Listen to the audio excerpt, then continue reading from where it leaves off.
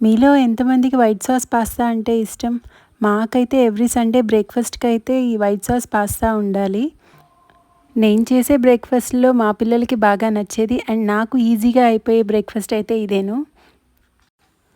ఇంకా చాలా రోజుల నుంచి మా వాడికి హెయిర్ కట్ చేయిద్దాం అనుకుంటున్నాను కానీ టైం అసలు కుదరట్లేదు. ఇంకా ఆ రోజు టైం దొరికింది కాబట్టి హెయిర్ కట్‌కి తీసుకెళ్ళాను.